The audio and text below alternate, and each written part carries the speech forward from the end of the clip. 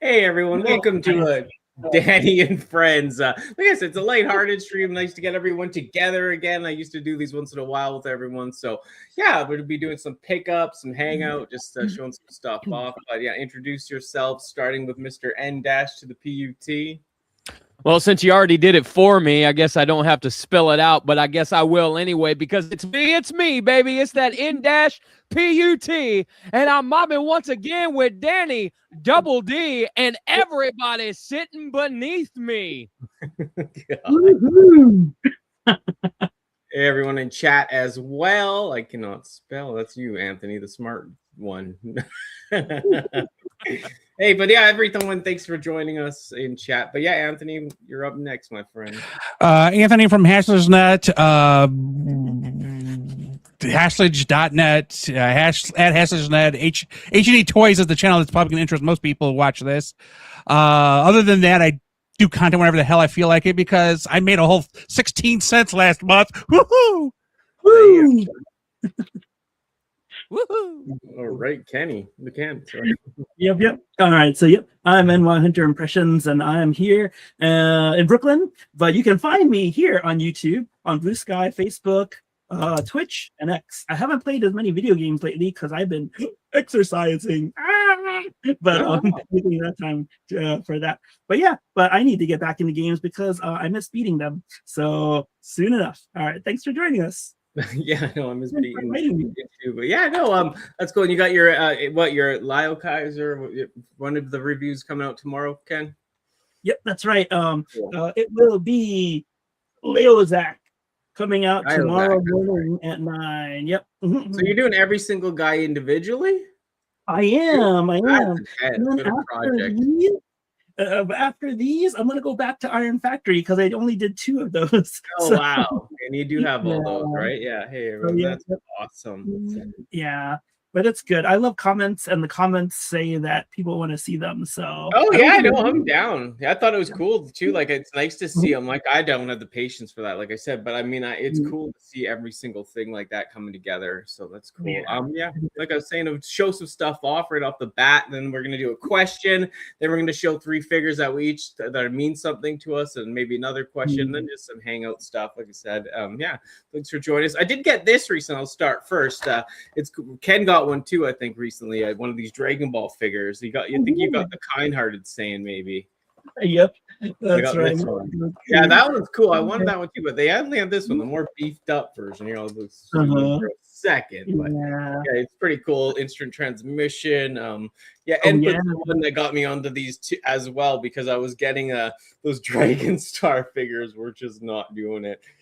Especially with the faces. Like, some of the bad guys are cool, but these yeah, but that's a great job. I like that one you have too, like more for the first season. But this one's pretty good too. I love the hairdo. Always love Goku, one of my favorite characters of all time. So happy to see that. What about you, Mr. Input? Did you pick up something? No. Next. Anthony, what about yourself? Any other pickups lately? Okay, so when they announced the Takara Tomy Godzilla, Moose and I were like, pass on the Laser Prime one, but like we were totally on board for the Grimlock one. And then Moose found out his wife was pregnant, so his money disappeared. Kids are grown up. I don't have that problem. So I just recently did a live stream last Friday of me assembling this bad boy. That's cool. And I mean, he legit looks like Godzilla. So I was happy with how he came out, and he didn't require popping any pins, which I thought he would. I actually bought a tool case specifically to do it. That's what happens when you don't read the instructions before you start buying stuff. But either way, I mean, like, that's with the upgrade kit, right? Yeah, this upgrade, it's the DK67G or something like that. I don't know. But I mean, like, it is fantastic. Yeah, I like it. I love this. The spines alone make it like 100 times better. Like, it's amazing how much better it looks with the back. I mean, you even like pop the feet off and like you put in these new feet. It's it took about an hour, mainly because of incompetence. But this is the first time I've ever done one of these kits. Nice. So I think it came out pretty well.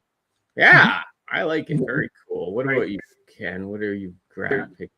The two. I'll start off with this. Yeah, show a couple. Most excited things that I've gotten in the past couple days. Yeah. Is the Doctor Wu Duocons. Oh, those are the Doctor Wu ones. Yeah. Yeah. I stopped. I paused Lyle Kaiser to do another review on these guys, a short. And man, I had these in the G1 days. I have the Siege, and for this guy, what is it? The Combiner Wars one. Mm-hmm. But I love these guys. Yeah, they look great. They are. And then even the wheels back here, you can flip them up and down to change the angle of the feet. That's awesome. Oh my gosh. Yeah, definitely those feet. That's cool. Yeah. Yeah, just keep going around. Like I said, show a few more things that we picked up recently, and then, like I said, we'll do the question, then we can get into some of the stuff that means something. But this I picked up. I know, like I opened this finally. I did get it recently. It is one of these anime dolls that are horrors, but it is still pretty cool. Yeah, I know. Like, I'd hit it. Man. Yeah, so she's got a lot of stuff going on, but it is cool. It's a different brand of figures I usually don't get, but they definitely got a lot of stuff. That peg looks uncomfortable. Yeah, well, at least it's a little higher than lower, but yeah. Let me put a spell on you, Anthony. I'm like Dennis. I don't get those sexy toy things. I don't want to be looking at that stuff. I want my action figures to be blocky and square and hurt myself when I touch the corners. I know, it's all Bart feels too. He's like, why are you collecting that? But yeah, it's funny. Yeah, Anthony, what else you got? Oh, I switched back to camera thinking I was done. Oh, well, okay. So I'm expecting, and he didn't get here in time, Onslaught, but these are the three most recent big guys I got. Okay. Against everything that Dennis believes in, I got Astro Train. It looks good. The new it's okay.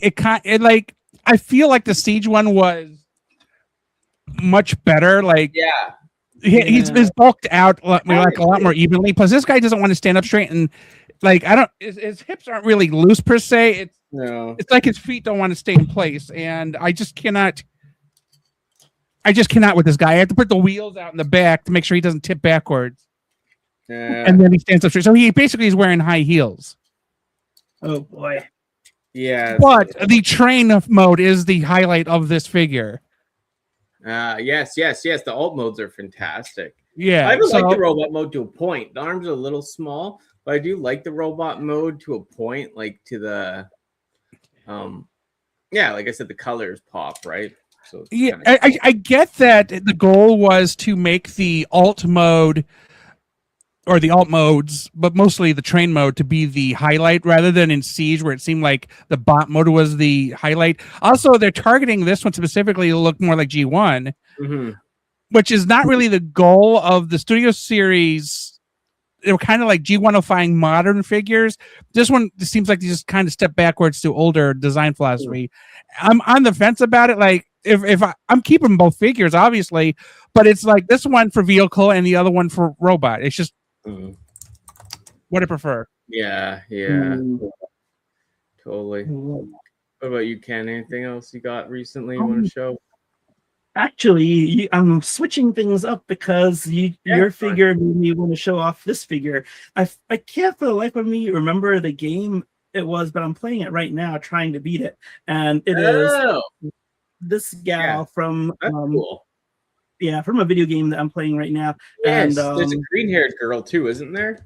Or no? I think so, but I don't know. The girls will have a crystal in their chest there. So, but there might be there's, but yeah, it's one of the newer ones that I've gotten, and I like it a lot because of that game and because of how she looks. That's cool. I know they're funny. Like I like it. Like I love all this stuff. And yes, I do have this sister. Someone asked. I do have the slutty sister. She came to party as well with Anthony. But and then I think one more thing that I got the other stuff I'll show, but the one I did open another one. It's another horrible woman, but this one is the devil woman. So She's pretty Hello, intense. gorgeous. Yeah, I know. Like, look at that. Do they not have nipples? Are we not even going with accuracy though? No, she doesn't for some reason. But I think it's just it's all good. It's just Oh, she a demon, so she wasn't born that way. Okay. Yeah. Baby, Did she just jiggle? Did you literally touch her? She jiggled.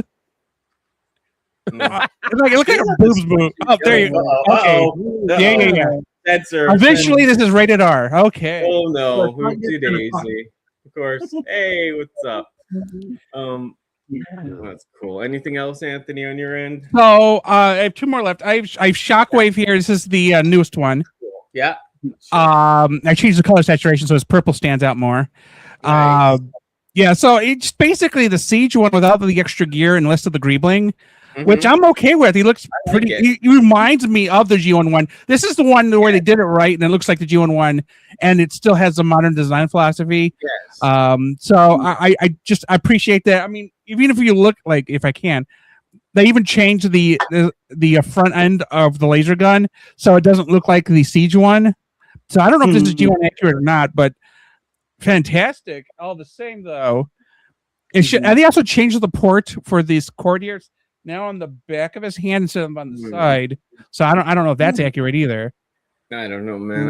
I haven't seen him from the back in a minute, but the Siege one I remember was also very short though. Is he shorter than he's slightly upscaled, tiny bit. It's not like the Springer upgrade, like the Springer, I call it the Springer fucking or whatever, the Springer whatever, like treatment, but it's like it's still better. Like I have it, it's definitely an improvement. Like I got the movie against Dennis's recommendation.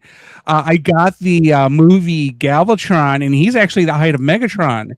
The movie Megatron now. So I'm like, wow, I didn't realize there was even a height difference on these guys. So they're trying to scale them up through Studio Series. Thanks, Robert. Okay, yeah, that's cool. Here, Ken, what else you got for us?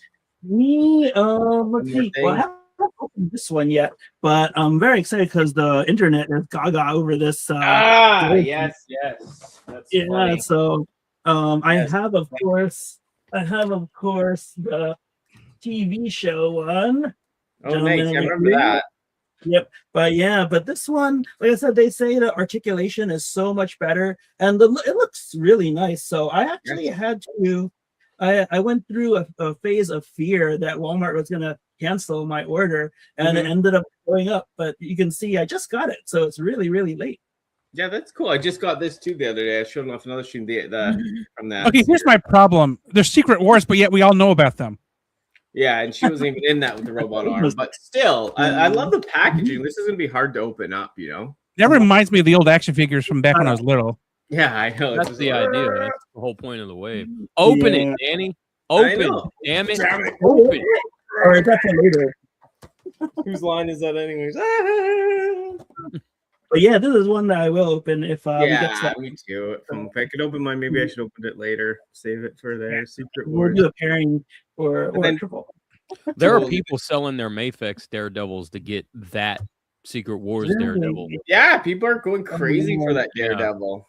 Yep. Well, it's hard to find. Like I said, even shopping for him, there was so many times that it was out of stock, and then after I bought it, I wasn't sure if it was gonna ever make it to me. So yeah, what up, everyone? Johnny Utah. A lot of people. Yeah. Oh yeah, it's Johnny Utah. I was like, why does that ring a bell? And what you got the Soundwave, Mister? Finally, Anthony. So it was just funny because I literally had just received the Takara Decepticon Bridge 3-pack, and I was like, oh, they're doing this now. Like I didn't have I missed the Netflix version of Soundwave, but this guy he's also scaled up. He's a lot nicer than the other one, so I was like, okay, definitely an upgrade on him. He's bulkier. Is everything he compares to Blaster now, and he is tight as hell. The one I got in the Takara set is like kind of loose because it's basically just a recolor of the Netflix one, but this one is fantastic. Was that the one with the 3 cassettes too? Buzzsaw, Ravage, and Ratbat. Laserbeak. Yep. Or is it Laserbeak? I don't know. Sometimes they include them. Sometimes they don't. I don't know. Ratbat came with Perceptor. That's right. Yes. Oh, yes, that's right. You're right. Yeah. Yeah, the new Perceptor. Yeah. Yeah, I asked because I liked him so much. He's on my desk right here too. Oh, So nice. yeah, he is really nice. I was telling I think I was telling Quentin, or maybe I was telling JJ that I like his knee pad in some, so I I know. don't all the way. So I but know. yeah, It's that's cool how you can adjust those how you like them. Like that's a great yeah. figure. Mhm. So much better than Netflix at the end of the day, and easier to get. So, anything else, Ken, that you wanted to show off today? For me, I'll show off one more X-Man. Yes. Dun, dun, dun. Oh yeah, that's cool. Archangel, yeah. But I've been looking for a good Archangel in this color scheme. And then I don't know if you can see, but the regular angel is up there. So, but yeah, so I'm excited to open this guy sometime too. So, is it mostly just X-Men and stuff like that for Marvel Legends that you buy, basically? Or what? No, actually, let me see if this will work. If we scroll up like this, then you can see like there's all the Captain Americas, and then I do like mutant stuff. Yes. Yeah, but I do have Apple over there too, and of course anime figures. Yeah. So yeah, it used to be 100% Transformers actually, but now yeah, it's kind of mixing it up a little bit. So that's cool. I know that's a problem, right? Like you love it, and then you don't want to get me too. I try not to go too crazy on everything. I was like, oh, I need this, I need that. But yeah, when you get a character, you must get their boyfriend or girlfriend. You must get their brothers and sisters. And yes, their brothers or sisters. And then I like to make them have it. Like maybe it's a Transformer. I may get them a girlfriend. Like they don't have one, so I get them. Like I'm like, oh, they can go with this person. Oh, you know, yeah. The entire Orhea team goes with the G1 Autobots for some reason. That's right. I was gonna say, yeah, Ironhide. Well, who was Inferno and a couple others. They all had somebody. That's awesome. Yeah, it's really funny. I know it's be careful. It's one of those things like, oh, I want it, and then what route? There's always so much more to collect, right? Yeah. So, yep, I gotta start tearing down a little bit, actually. Yeah. Well, that kind of feeds into my next thing, the next topic question. Like I said, I'll show that and go and we can start this one. So here we go.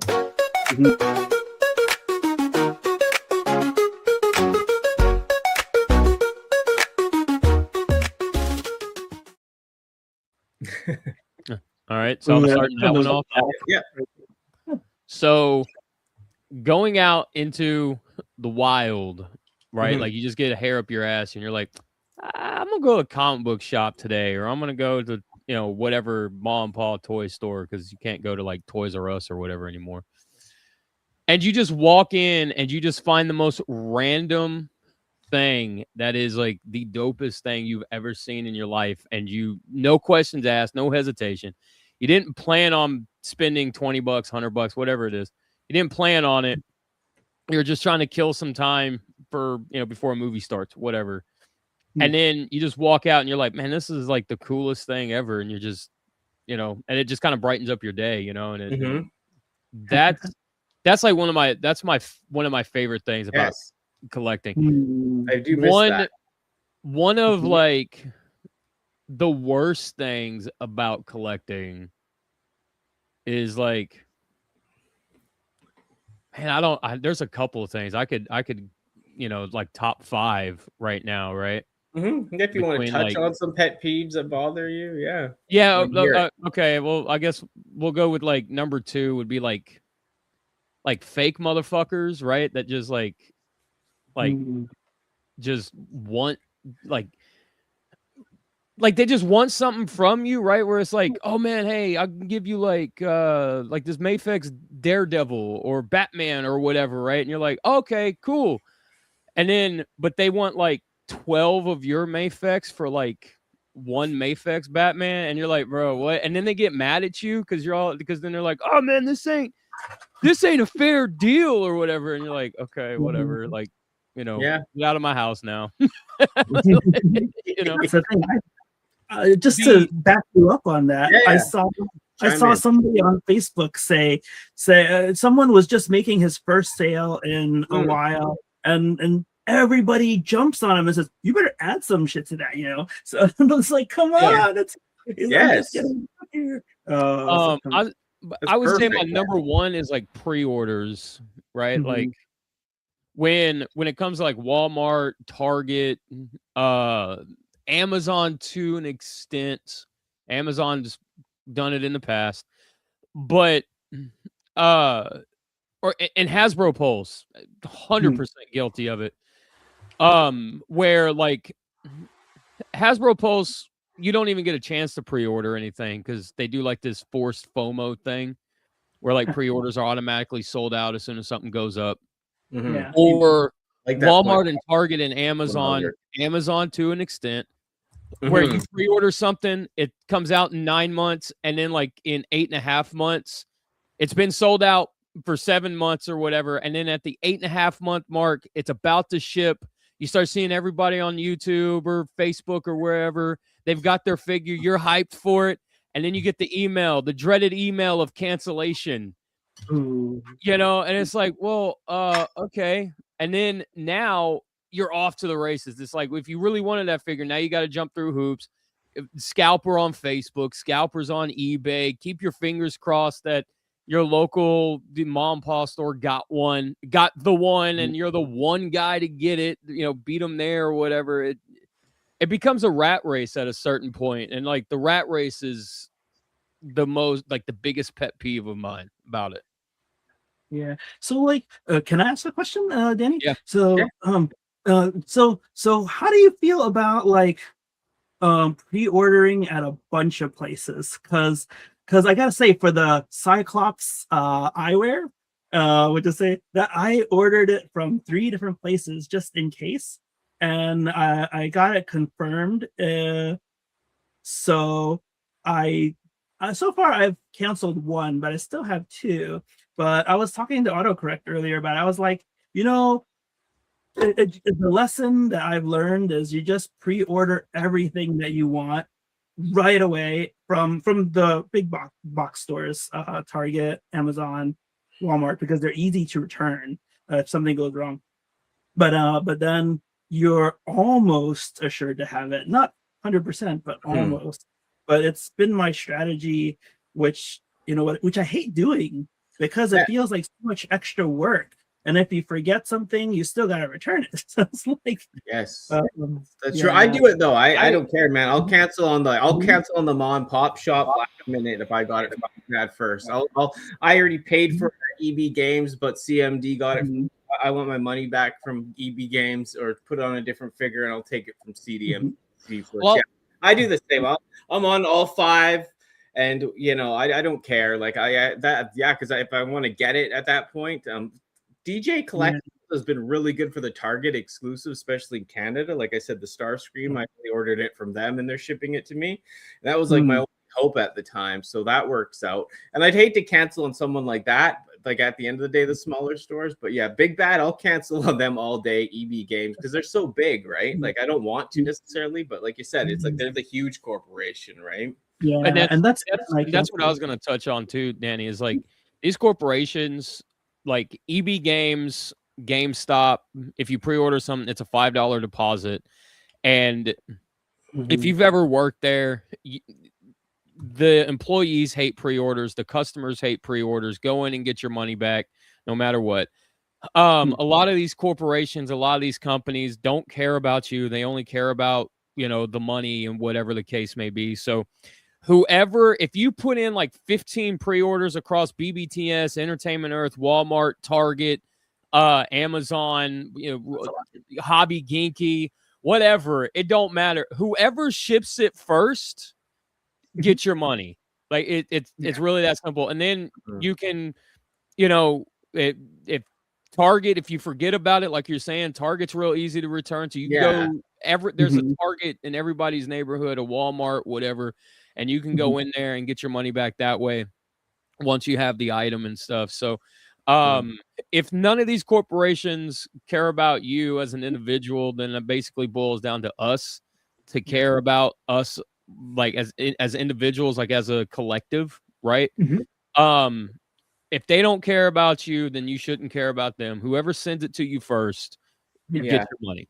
And I hate to say it, like I said, I'm not trying to be like I said, I will do it even on the small shops once in a while. Sadly, it's harder when they take your money up front, like DJ Collectibles, because it's pain to get it back, and not easy to return. But like even ages 3 and up, I know you've heard of them, and I've had heart to hearts with the owner, and we talk about it all the time because how the shipping works for them, they won't get that figure. Even if it's a week late, they'll have 100 people cancel on them, and they're a small business. So that shows you, some people say, I won't cancel on the small shop. I'm loyal to them, but they see it on somewhere else, and then they do cancel on that shop. So there is more people doing it than they say, I think, that say they're loyal to the small shop too. But I know, like the guy told me, there's so many people that cancel like a week early just to get that toy. So, and also, as a side note too, like I don't pre-order anything if I have to put money down onto it. So if Amazon is free pre-order, Big Bad Toy Store 90% of the time is free pre-order. Entertainment Earth is free to pre-order. Entertainment Earth charges you $1 to make sure your card is like active or whatever, and then they give you your $1 back in like however long the bank transfer takes or whatever. So that's kind of free of charge. But if they want money up front, then I don't pre-order with them because I'm taking all the risk. I'm taking the risk in trusting that company that they're going to get it. I'm taking the risk that they put the order in correctly. I'm taking that risk that I'm not getting screwed over, right? Like the whole thing, Megalopolis Toys 5 years ago, whatever it was, made this an entire thing. Yeah. Like, they screwed over so many people by taking their money up front. Yeah. There was one that did it recently, like 2 years ago as well. Nerd something, if I remember right. It was a toy website. I know I'm getting the name on that one wrong. But they did the same thing. They took a bunch of people's money, and then Megalopolis became DNA Premium. So, those Earthworm Jim figures that came out, they tried to screw over the factory that was making those figures by not paying them. So that factory just took all of their Earthworm Jim figures and put them on like Temu for like $20. So they got their money back for making the figures, right? But yeah, let's just end it there. I don't want to go on and on about these companies. Yeah, I'm just saying, because of that, I don't pre-order. If I need to put something down on it, I won't pre-order it. That's fine. It is very interesting.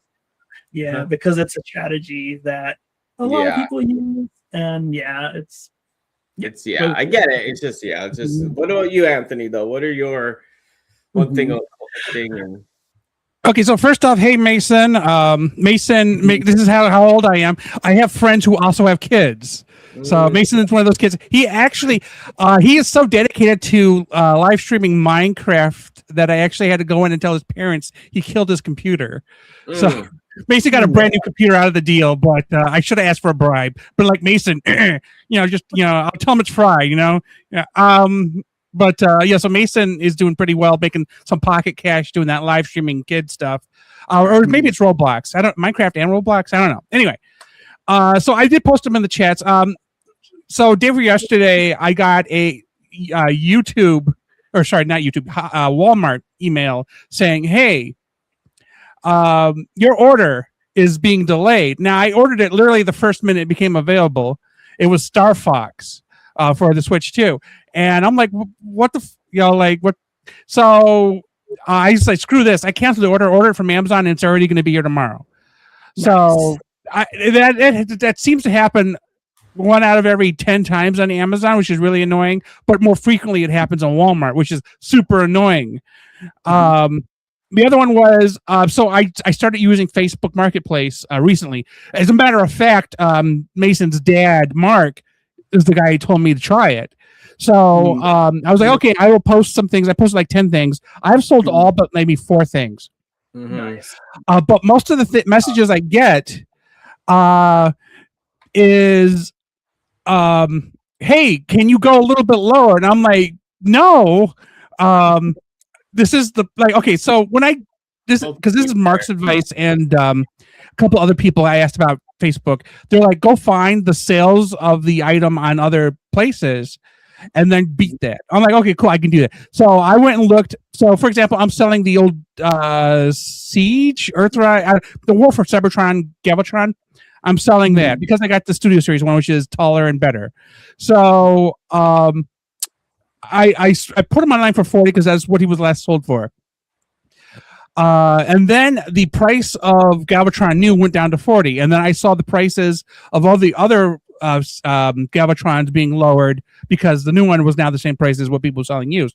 So I saw that the new price is $28 with shipping.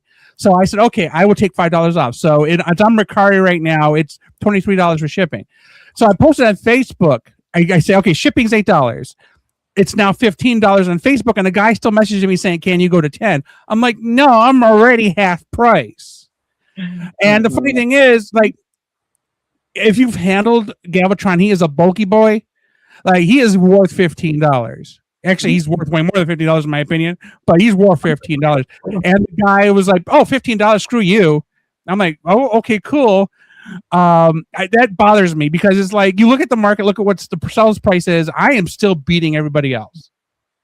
Now, what I have, yeah. So then my last one was, I used to pre-order on multiple sites. I used to order pre-order on Amazon, Big Bad Toy Store, and Hasbro Pulse because I was ordering for myself and Moose. And Moose just had a little one, so that probably ain't going to happen anytime soon now because that money's gone. But wow. Yeah, when you have a baby, money goes away. Yeah. So I ended up like after the pandemic and things started fixing itself and like things could get shipped a lot. I was ending up orders are being filled the same week, and I wouldn't catch it in time to cancel the duplicates. And so I was ending up with multiple copies of things arriving at the house because it was already too late to cancel. And for Hasbro Pulse and Big Bad Toy Store, returns aren't free. Yep, that's right. Yeah, so like I could Amazon return for free. They just take it to UPS store or Kohl's, but I would have to sell the third one because I can't return it to the other two. So yeah, and then still brand new sealed, its retail price, they still want a discount. Yeah, no, I know. I find it's hard on Marketplace. I sell a lot on Marketplace, and it's pulling teeth with people. They always want it super, super, super cheap. What about a positive thing about collecting, Anthony? Do you have one of those? Yeah, I do. Let me pull it up and I'll show it to you in a sec. So sometimes I'm not going to show you the messages, but sometimes I get some legit people who are legit interested and are willing to meet me halfway on some things. So let's see if I can find it. Here we go. Okay. I'm going to pop this onto the thing, blah, blah, blah. Moving on over. Present. I guess I need to split it off. So I found there's this real cool guy who lives about 16 miles from me. It's around 30 round trip. And like he was looking at my listings and he bought one thing and he didn't try to lowball me or anything. We came up with a price that I was acceptable with. I sold because you know how Age of the Primes has been in Legacy been releasing all the mini bots and all the Insecticons. So I was like, well, I don't really need the prior versions of Core Class, Legend Class, and so I was like, okay, I can safely get rid of this stuff and offer it online. I looked at the price and always, and of course I go under whatever the price is. Let's see if I can find it. Boop. What's it called? Oh, here we go. Okay, so it is okay. So if you go to the sharing thing, I have the screen. Oh yeah. Okay, so what I have left is like here's Galvatron, $15, insane price. I have all 4 of the Insecticon Legend Class. I have them for $30. The original price on that was $55, and that is the last sales price for the whole group. Don't mind the shows and Chia Pets. So like down here, the dude in Westlake, he was like, hey, Superion for 60. That's a great deal. He paid at price because I had marked it down a little bit. And he was good with it. Now keep in mind that it has 3 knockoffs because that was the only way I could get the last 3 planes. But it formed Superion. They all work fine. You know. Then he was like, "Hey man, I want your entire lot of your legends." I was selling them individually for $30 a set. He was like, "No, I want them all, but the Insecticons because I have arachnophobia." I'm like, "Cool." He bought them all. Like, and he didn't negotiate or anything. That is the type of person I love. So like for these Star Wars games, they're worth $25-$30, whatever. Dude was like $3 off. I'll take them. I'm like, cool, $3 off. The RAM, I paid like the price I was wanting for them. People bought them for like legit. Like some people know when they see a good price. Other people thinking they're trying to like steal from me. I'm like, no, like, dude, I really need this money back. I have legit bills. I have student loans. For some reason, I thought, hey, let's go to school and become a lawyer, and then not actually finish that. So, you know, yeah. But that bothers me when people try to negotiate insanely good prices. Yeah, I know that's marketplace, sadly. And if I'm running a business, like you cannot go into a hobby shop, for example, and go, hey, I want this pack of magic for $4. I see you're selling it for $6. The store ain't gonna let you do that. I'm a store, okay? I ain't negotiating prices. I even had to put disclaimers on them saying, I'm not negotiating these prices. And then when they ask me to negotiate, I tell them, here's the value you're getting. Because in my real life job, whenever somebody says, can I get a discount? We have to go, hey, here's the value you're getting for what we're asking you to pay. So that's what I do. Like, hey, you don't want to pay $250 for this bike? Well, I'm gonna let you know the bike goes for $500, but I'm also giving you headlights, tail lights, air pump, a helmet, a padded seat, rear view mirror. Like I'm throwing all this crap in for free, and the bike is still half price and assembled. It's not assembled for $500. I'm selling a used car, man. I'm putting the tranny in for free, but. What about you, Ken? Anything what positive and then go into the negative? So what positive thing of collecting? I just want to share one marketplace thing first. I learned because I only use marketplace. One, because it's Facebook and you can see who's buying, and then 2 is if they're in the neighborhood, then you can gauge them if they're safe or not to meet up with. And so, but I learned that when people start to lowball you, I just say, that's it, forget it. And then they end up buying later. I just say, if you want to buy it, just press purchase later, and that's it. But I'm not going. Because same. Like with this, 1 second, I was just to say that like the going there meeting them because my family always panics something's gonna happen to me, and then like you said, I have my regulars, they'll pay the normal price. I'll even give them a deal, but then it's just like you said, the people that low ball just move on, right? Yeah, because if they want it shipped, I tell them go to Macari, and then that way I don't have to have your personal information, and you can pay for whatever you want. Because everything is listed there in parity. The only difference is it's shipping price is on there. So it'll calculate do all that math for me. Because one guy was like messaging me. So I have a bike for sale. I rode the bike for a whole 6 miles. It was before I knew COVID had damaged my lungs really bad. And this guy was like, I'll offer you $100. I'm like, but you see the price, right? And he's like, that's all I have. I'm like, okay, cool. He come back last week and says, I'll offer you $200. I'm like, dude, you're almost there. Get to that $250 and we got a deal. Problem is with the bike, he has to come to my house. Now, luckily for me, one of the police officers for the city here live across the street. Nice. So sometimes his car is there, and I get to go. Just let you know somebody is parked across the street. Keep an eye on this thing. Even if he really is in this house eating dinner or whatever. I just because the bike is so big, you can't ship it, and you can't. I could take it apart and probably squeeze it into my truck, but I don't want to. But also, I don't want to take it apart, squeeze it into my truck, go to a location to meet somebody, and then decide, nah, I don't want it. Yeah. So, like a guy a couple weeks ago asked to look at something. He ended up buying it, but he wanted to look at it. There was a couple sticks of RAM, and I drove to where he wanted to meet, and he was like, okay, yeah, I'm cool with this. And he gave me the money. And then he messaged me later that night saying, oh, yeah, it worked. It's all good. I'm like, well, obviously it worked. I tested this stuff before I sent it. But I just don't like the concept of I just want to look at it. I need to know you're committed to paying it if you just, pay it. I have pictures. I have videos.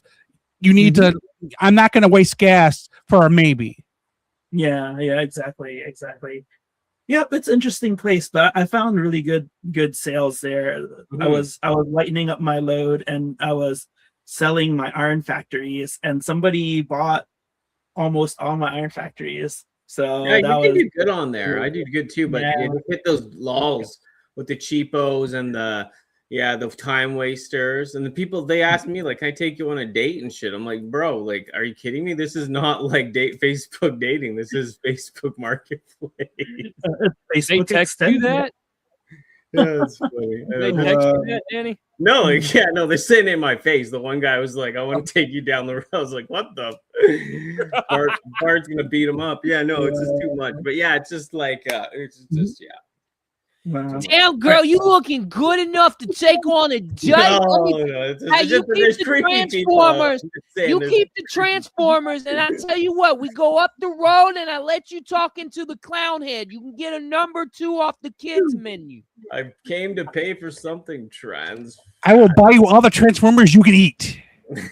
trans fat. But yeah, Ken. Yeah, let me answer your question. Yeah. So one great thing I love about collecting is, like I said, I showed the dual cons before, and I'll show off like eject right now from MMC. Is just the feels. You know, I really love the figures that transform really well, are built very well, and just bring back a lot of memories. That is simply the one biggest thing that I love when I purchase a figure. Is like it does something. Like so far I've been able to reject all the new Seekers except for Thundercracker, because I want to put Autobot symbols on him like Norbs did. But so far I rejected the rest of them because I'm not going to buy the Seekers again. But yeah, I just good on you. Yeah. Oh, I'm on mute. Oh no, no, good on you. Not to like get that impulse to buy that all again. I sold all mine that day, and no Seekers now. I just have like 2. But I mean, yeah, I know it's. Yeah. I'm sad the pauldrons from the Coronation Starscream don't fit on the new ones. No, of course. That's sad. Oh, that's terrible. Yeah, the 5mm hole is lower on the arm after the bend, so it's very annoying. Have the same number of ports, so you can't really fit as many accessories as you used to. I mean, they're going to come out with another Coronation Starscream for the new version. So I'm like, it's going to be clip-on. It's going to have to be clip-on. There's nothing else for it to stick to. For $90 this time. Yeah, completely different figure. Yeah, like Target has the exclusive in the United States for Starscream. So I was able to get the order in, but Prowl had already sold out. So I got to. 2 things coming up. There's the Ninja Turtle G.I. Joe crossover. I'm trying to get Roadblock Raphael, so I'll have to go into the store at the butt crack of dawn to, hopefully grab the one they have, because all the Targets here only ever get 1 box of them. So there's going to be 1 of each of the Turtles and probably Shredder and his gang, and that's going to be it. There's going to be 9 in the box or whatever, 10. I only get 1 chance to get them. And then 3 days later, I have to go back, and because I need to try to get Prowl. Oh, because Starscream's already ordered. I couldn't pre-order him either. I gotta go find him. Yeah. So I'm going hunting. So a tip for anybody who does Target, usually around 1 a.m. the day of release, 1 a.m. Eastern time or midnight Central time, because Target's in Minnesota. If you refresh the website, usually about 5 minutes within the 1 minute block, you can actually order the stuff for your store to fill the order in the morning. Oh, that's I've succeeded at that so many times. In March when the Godzilla Power Rangers came out, and when the new Hot Rod and Hound came out, I did that trick, and they were waiting for me when I got into the store at 7 a.m. Wow. Ooh, so one more time for me and the others out there. Is it 1 o'clock your time or 1 o'clock? So 1 o'clock Eastern time. Eastern time. Which is midnight Central time. Go to Target.com and then refresh the screen. And usually within 5 minutes, the store's inventory will update, and then you'll be able to order it for in-store fulfillment. Okay. Cool. Yeah. Cool. All right. So let me see. From your question, I have one more thing to share. It's what don't I like? What don't I like is out of space. Yes. I have a treadmill down here that I actually use, but right now, Star Optimus, Superion, the Death Cobra, and Cup, the GI Joe Cup, they are on my treadmill right now. When I use the treadmill, I gotta move them all, and then when I'm done, I move them back because I have no space. So right now, I'm trying to lighten the load, like I said, and it's painful, but yeah, but I gotta do it because but yeah, that's what I hate the most is like when you have, and you have a little bit too much. Yes, I know the space is always an issue, right? Especially like at the living where I'm living too. It's just like I love to store stuff more, but it's just it's always. Yeah, and I got rid of a lot of stuff, I got rid of a lot of new stuff. I'm more focusing on the vintage stuff lately and stuff like that, early 2000s. I still love the newer stuff, of course, but I got rid of like all my, I used to kept buying every single new figure that came out, every version, every Galvatron. And I had to get rid of it, I still love it. I had to keep my favorite of each, but it was just becoming like a chore. And then I had the like hundreds, under the bed, like a box full of jazzes, of crate full of it was just becoming too much. Yeah, you never know which one you want to play with today too, so it's like I don't actually put any of them back in storage. They're like totally grabbable, so it's like but that's part of what's taking up all the space. The space is always an issue. Yeah. Oh yeah, hoarder. Yep, I'll hoard those Transformers and those action figures. And like I used to do the same. Like I said, crates. I got this basement to put them in now, but it's just like, at what point is it doing what it's doing for me? And right now, I like to see most of what I have. Like I got all my G1s and stuff in my bedroom and good figures like that. I got the animes here, over there. It's just like I want to see most of my stuff. But some stuff I don't mind storing. Like I said, old vintage stuff. I have an original Black Zarak like in the box. And I'm not going to display that. Just keep that like for money down the road if I ever need it. But it's just like some vintage stuff I don't mind storing, but it's just in boxes, but not. And I got rid of all my new boxes too. Do you guys hang on to any of your boxes still? Or do you? Yeah, I've got a garage full of boxes. Yeah. I do. I'm debating now whether I can get rid of the boxes for the anime statues or not. Because I don't think I would ever sell those. And even if I did, they're a little bit beat up, so I don't know. I think those I could, but I'm debating with myself right now. So yeah, that's the thing about the anime stuff. I did throw out most of my boxes, not like the high end ones, like the SH Figure Arts or like the anime, the sluttier one boxes, but the more of like the statues I did, because it's like, dude, if I end up selling those, like, you'll know there's something wrong with me. So like, I'm not worried about that. But the Transformers too, I just got rid of. It was a hard thing. I know Raz did it too. He got rid of all his eventually, and it's a lot. Yep. Oh man. I just think right now, if whichever ones I'm gonna try to sell, it will be better if I have the box. So that's why I won't possibly. Yeah. Cool. See, I've never had that. So I when I was originally selling figures, whenever the new ones would come in, I would keep the box, but it wouldn't change anybody's opinion. They're like, why? I don't keep the box. I don't want the box. So unless it's sealed, nobody wants the box because they don't want to pay for something that's technically been open. So I stopped doing that. So what I ended up doing earlier this year, I did it in October. I scanned in all the boxes. So there is now a database on Hassler's Net where you can look at all the box backs of all the figures I had. Because I scanned the back of the boxes and I tossed them all because nobody wanted them. The exception are the ones that I showed like over on the shelves back here are like the collectibles, like the limited sets and stuff, the crossovers.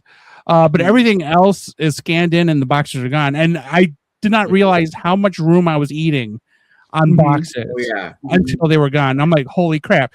I mean, as you can tell, I had to add a second bookcase. Yes. So I got rid of the arcade machine and the second bookcase is here now. And then over in the corner is like more boxes. And then and I showed Danny like last week for last, like there's a whole other thing of boxes up a bookcase over here. But I had absolutely no room for everything I had before. Now in another room, there's like open space. I have space for the first time in years because those boxes are gone now. So it is so freeing not to have. Now I do keep the instructions because sometimes I forget how to convert them. Sometimes I forget what accessories go with them. So when I do sell them, I will sell the instructions, and obviously they're complete with instructions. Yes. But there are no boxes anymore. It was a waste of money to have to pay for the weight of the boxes if that mattered at all. And sometimes the box would be just enough weight to get you over to the next price hike. When it got to $15.99 to send a deleter class toy, I was like, oh hell no.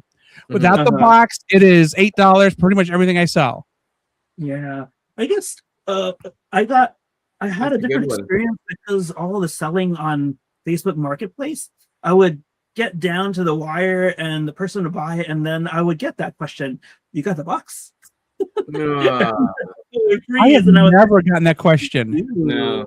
Because the boxes, all they do is add either weight and or size, and that the increase in size over a certain limit increases the price. Although I did switch from USPS to UPS, and I am saving a lot more money on that. Did you try Pirate Ship also? Pirate Ship was very good. I've heard of. It's more convenient for me to just take it down the street and drop it in UPS. Oh, I see. Okay, yeah, because but it can save you a lot. So for anyone out there who's shipping, try Pirate Ship, and you'll get the label. Just slap it on, and then drop it off that way. And well, that's what Mercury does. Is whenever the sale is done, you print out the label, you throw it on, and then I just drop it off down the street at the UPS store. Yeah, that's interesting about the instructions. I even Bart gets mad at me because I threw out all my instructions. I just tossed him. I was like, I don't even want the instructions, man. Yeah, I know. I was like, screw it, man. I'll look it up online or whatever, Google Lens. But yeah, no, I just chucked it, man. I was like, there was so much clutter at one point. I had all the boxes, I had all the instructions. After moving, I was like, I am letting go, man, because it was just unbelievable.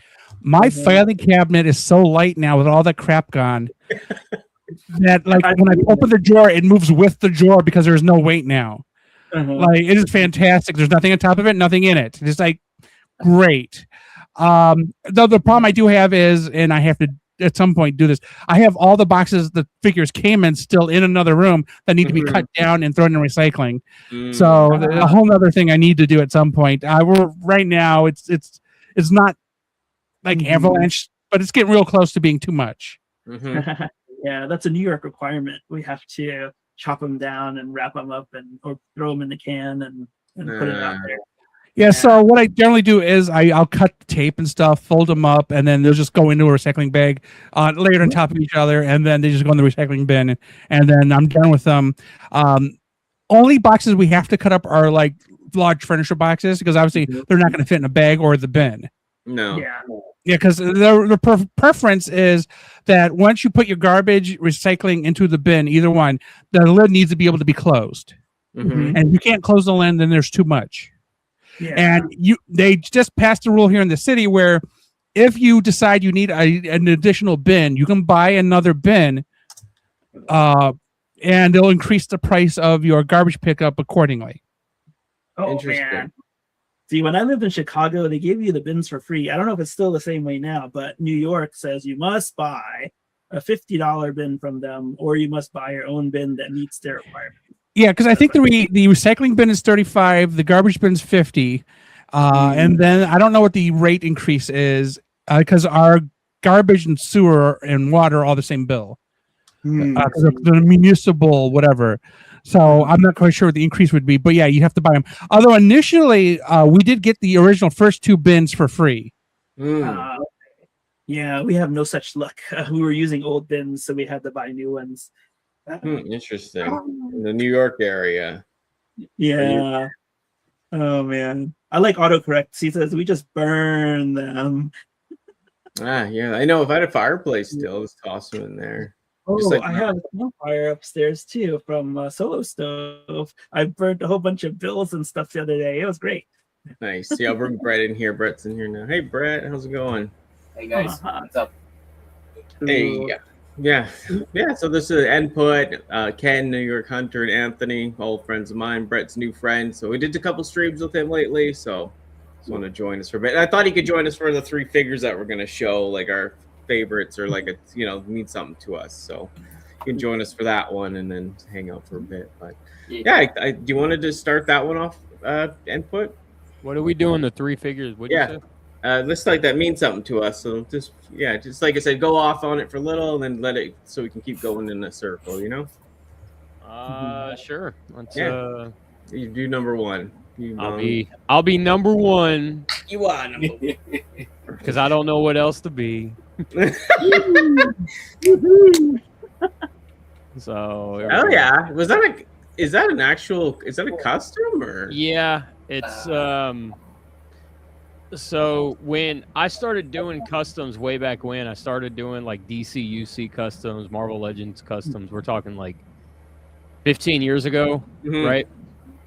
And then when the orders slowed down for Transformers customs, somebody reached out to me and asked if I could do Marvel Legends customs, and I was honest with him. I said, I haven't done one in a long time.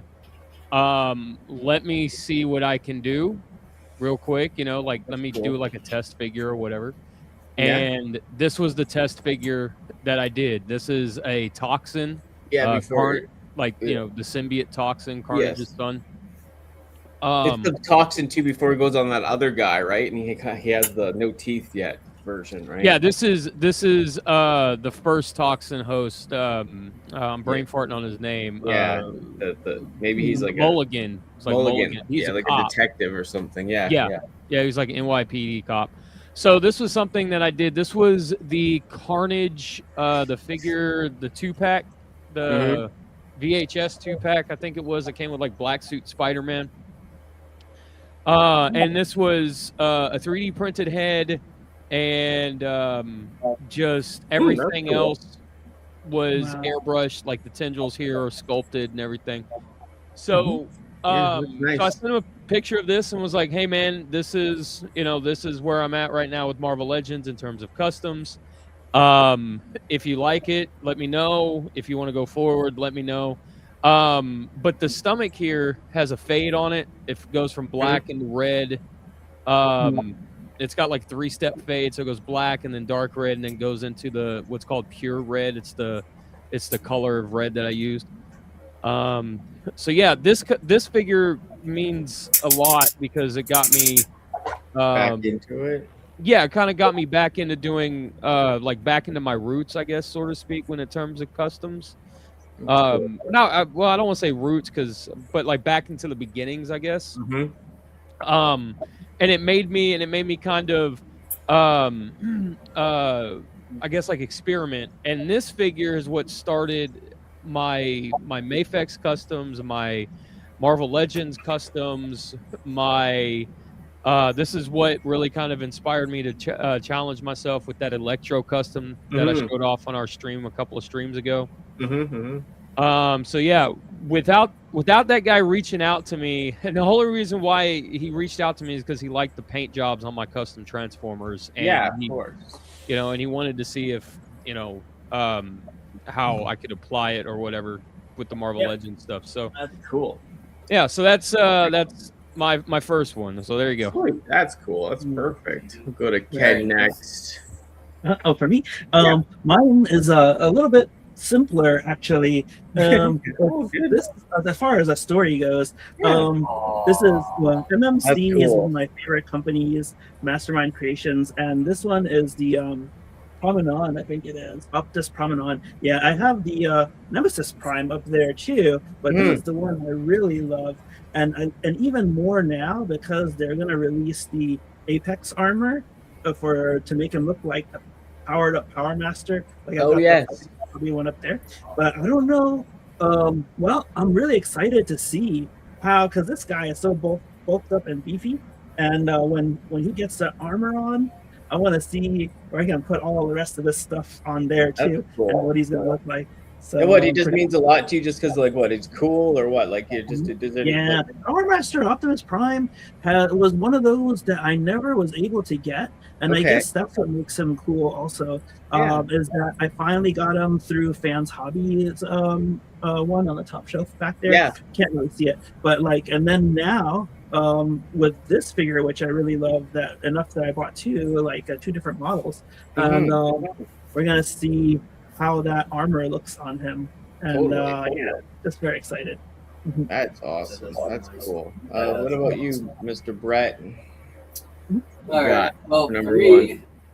well, I'll save the important, very important one for last, but we'll start with the easiest. This one is obviously an old one, but basically was kind of one of the first third-party / kind of a good concept I always enjoyed from Megatron. So.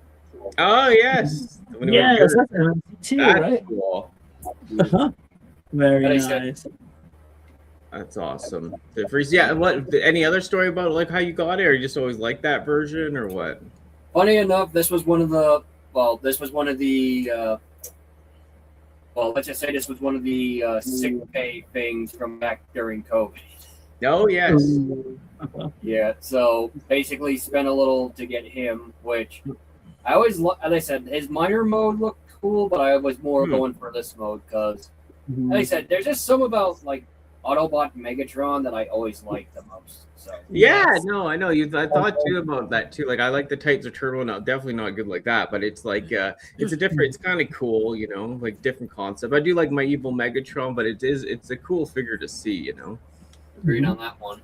So, yeah, I do still have the parts to make the mine part, so that's cool. You can buy just the body, extra body. I have it. I have both of them over there also because I love them probably as much as you do. But yeah, you can buy just the parts that you're missing. They'll sell it for I think 80 in the past. It should still be about that, and then you can put together both of them and put them next to each other. I think I saw that. I was considering it, and I said so. I might do that in your future. Where do you find that, Ken? If you don't mind me asking, like what site is it? Show Z or Big Bad Toy Store. Yeah, all the usual suspects. All the unusual ones, yeah. All right, Mr. Anthony, what do you got for us? Okay, so these are kind of two different things. So the first one is this is something I had no intention of getting. I got the Nemesis Prime version. This is the Titan. No, this is the Power of the Primes Evolution Optimus. So the little story is this: I actually bought them in 2 parts from 2 different people.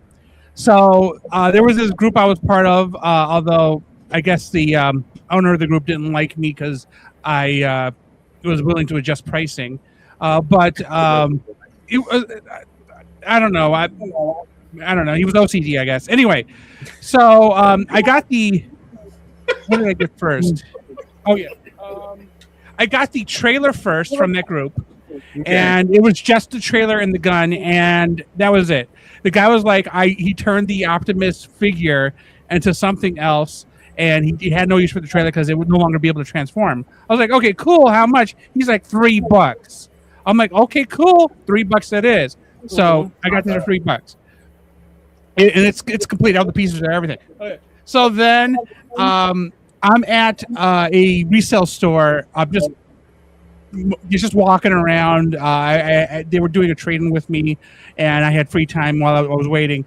And this thing, just the upper part, by itself, $15. And I'm like, holy crap!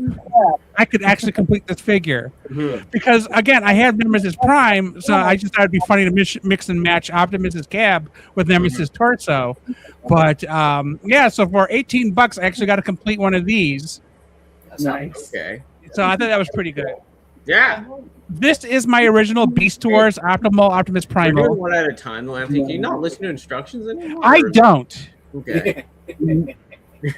And I will stop there with his name, and we'll get back to that later. Yeah, we'll get back to that.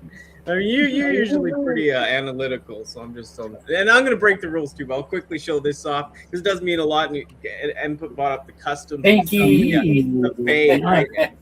Input did the old fade on that guy. And then never Pinky, we called him. Yeah, now we got yeah, but this figure I was going to show means a lot to me. It kind of got me back into the seriousness of Transformers and collecting. Rotor Storm is one of my favorites. IDW version 2, but I always wanted this G1 Turbo Master version back in the day, and I finally got it, and it was right before the COVID boom, so I got it really, really cheap in some of the other ones. And then, yeah, of course, the prices, even in box, went a little insane. But I always loved Rotor Storm so much. I always loved the face on this version. I always liked the pink. It's that 1.5 European line, right? Like right before G2, and they still had it in Europe. And I just always thought he was very cool. And then IDW stuff, he's like really full of himself, very vain, which I love and can relate to. So, yeah, and it's just a fun figure, you know, fun overall, right? Oh, yeah, I still gotta find like an actual Rotor Storm for my collection. Yeah, I have the new one too. For the new version that he has, like I just hope one day, hey, Ghost Max, what's up? I wish he had his own version, like a new, like total new mold of himself. You know what I mean? True. I mean, they're releasing like another Sentinel, like a newer version of Sentinel Prime for like Age of the Primes. So you never know. Yeah, that'd be cool. All right, input number 2. Well, just real quick about that custom seeker that you brought up, Danny. Go out for a second. The wings on that seeker have color change on them as well. And very cool. And if you look at the inside of the wings, it has color change paint, like a color change metallic clear coat with the over bluish purple it shines here. Yeah. I like when you bring that up, because I like explaining that, because that's like my favorite part of that custom is like no, I always say, like I said, it means a lot to me too, and I showed off when me and Brett were talking because we couldn't remember the name, and they were saying Pinky, and we were just laughing, and we were in the chat too. But yeah, it's just a very, like I said, it's just like, you know what I mean, you would never get that level of spray paint detail with Hasbro, right? Right. It's not spray paint, it's airbrush. I'm just saying. But I know I'm blowing, but you know what I mean, like colored paint. I'm just picking on you a little bit. So my number 2 pick, because I'm still number 1, because it's a rotational thing. That's right. I'm at the top of the block, baby.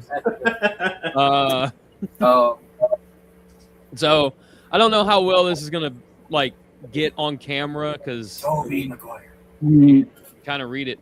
So we were this was right before COVID hit. I want to say this is like 2019 or so. This is a 12-inch Mary Jane from the first Sam Raimi film. And so trying to get my camera to, there we go.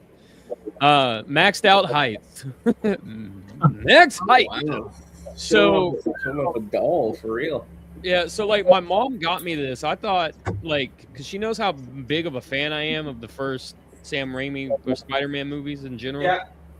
And so we were at this toy store here in town, and we go back to the car, and my mom's always been real sneaky, like very sneaky. When she buys me something, right, she can hide it really well.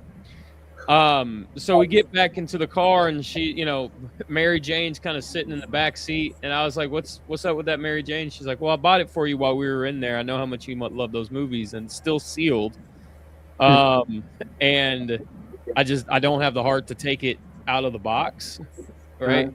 But yeah, this one means a lot, because it was something that she got for me, you know, well into my adulthood, and she remembers, and this is how she explained it to me. She remembered how excited I was for this movie.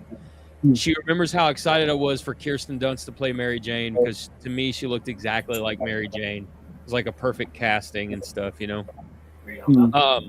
She just remembered how much I loved the movies and stuff, and how, you know, just it never went away from her brain, right? So she, you know, surprised me with it, and that's pretty much the story on this figure. But that's why, you know, it means a lot to me, because it's like a memory my mom has of me. You know what I mean? Oh, yeah, it's deep with the mom. My mom would love that story. I like it too.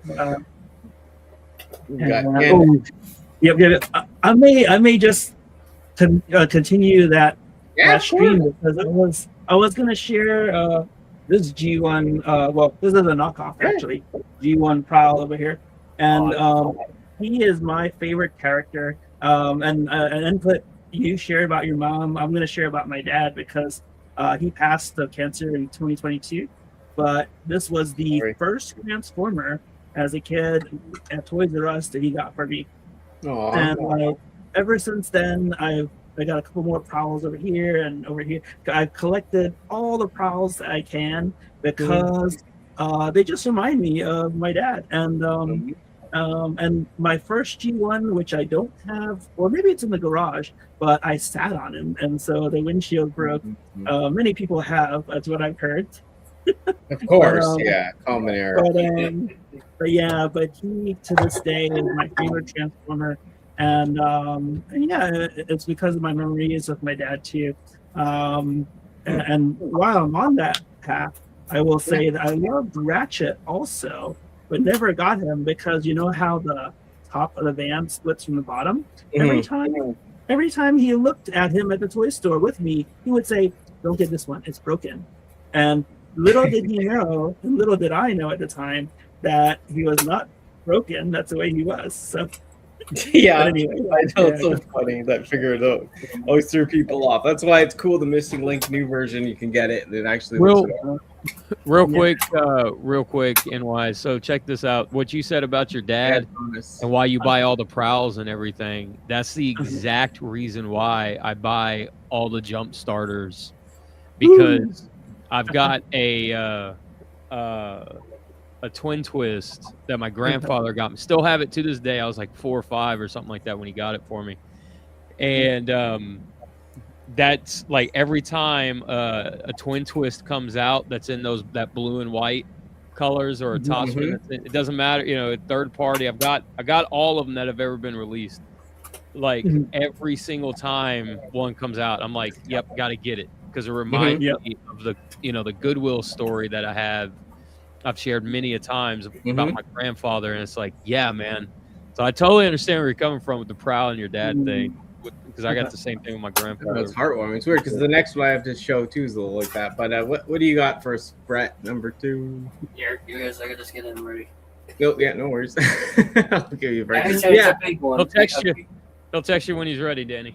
Then I'm ready. All right. Anyway, this one is one of my favorite Titans.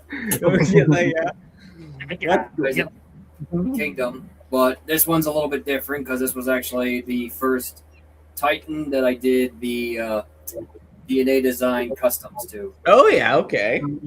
Yeah, so, that's neat. When did you get that right when it came out too, or? Yeah, I got this when it came out. It actually was another Big Bad Toy Store order. So I said, believe me, if I could fit it on cam, I would. No, I get it. Yeah, it's pretty big.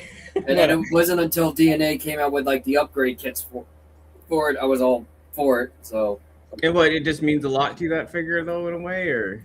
Yeah, because ever since I've always loved the Autobot art concept, like whether it's like for like the Autobots and stuff like that as their flagship. I always loved that concept. So as I said, and then them turning it into a Titan, it brings me back to when it was like Omega Supreme and animated. So yes, yeah, that'd be cool. I wish they would do that Omega Supreme animated in the new version, right? I'm sure they will soon. I know, funny enough, a friend of mine actually has a custom they did of this guy, but in animated Omega's colors. So that's pretty cool. Yeah. If I can find the image, I'll send it to you sometime. Yes. Great. Yeah, it's cool. What do you got, Anthony? Come on. You're gonna hold something up by the crotch. Yeah, I was like, sometimes it's just nice to be touched. I mean, it is after 10 now. Okay, so Optimus Primal. I picked him up, I think, in 97 or 98. Somebody tell me when he came out. Okay, so I had just left a job. My grandma had just died, and I was feeling sad. And I was like, you know what I need to do? I need to go to Kmart and just buy something. And I was like, hey, I like Monkey, not Truck. So I was like, okay, let's grab him. Now, I don't remember if he came out before season 3 came out, but I thought he was freaking fantastic. The fact that he's like a jet and an off-road vehicle. And by the way, this guy's electronics still work, and so does the spring function.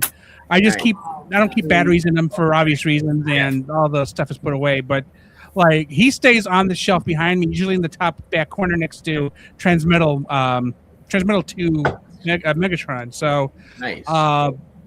I think he's way better than the version that came out in Power of the Primes. Way better. Way better than that one. I have the SDCC Power of the Primes version that's in black. He does not compare to this one. The original is the best one. It is. The heavy dense plastic. It's the vac sealed stuff. It's the gimmicks, the light up. So good, the original. Not to mention that, like, the Power of the Primes one, and I said it only has like the gorilla and the jet mode. You don't have like the car mode or anything. So. Oh, really? Never transform mine. It's because it's like an evolution figure, so it's like he has the little ape and he has the big ape, and they sacrifice modes to fit them both together. True. I sacrificed a lot to put myself together. All right. Sorry. This is my second one. It's weird because mine's a heart sort mom story too. So this isn't the one because I got after I had a 10-year relationship years ago. I broke up and I sold every childhood Transformer I had. I thought I wouldn't care about toys anymore. I thought I wouldn't care about life anymore. I sold every single Transformer I ever had as a child. It was one of the lowest points in my life after that relationship, but. Since I've been happier, became myself and started collecting again. And my mom, the original one she got for me was my first Transformer ever. Went to a thrift store, had the tail, had the head, didn't have the gun, I don't think, unless I lost it. But I was like 2 or 3, and I got a Weird Wolf. And yeah, that figure always meant so much to me, and I can't believe I ended up selling it. But this one we parted together. I think I got the body at one of the toy shows one year. I got the head and the gun one year, or maybe that together. And then last year or the year before, I finally got the sword for him, so I put them together. And like I said, my mom, we didn't have a lot of money back in the day. It was like early 90s or whatever. I was born 86, so it was like 89, 90 around there, and yeah, I got them, put them together, and yeah, it means a lot to me, even though it's not that exact one. Even my mom sees it now, she's like, oh my god, like it's that one, right? The first Transformer ever. And yeah, of course I always, I wanted a different type of Transformer as a kid, of course, like a vehicle and stuff, but it's still now it brings back so much nostalgia. And like I said, I parted it all together in the search for it again, and just that whole coming around moment. Yeah, it's pretty dramatic, but I'm still happy to get them, this version now. And yeah, like I said, it's just stuff at the end of the day. I know some people, it means a lot to them at the end of the day having their original one, but I can get over that now because, I've made so many more new good memories with the old memories, right? But I can't. I know I went through the same thing back in sort of the same thing in 2021 or 2015. I sold a couple of figures, which I was happy to get back during COVID. So yeah.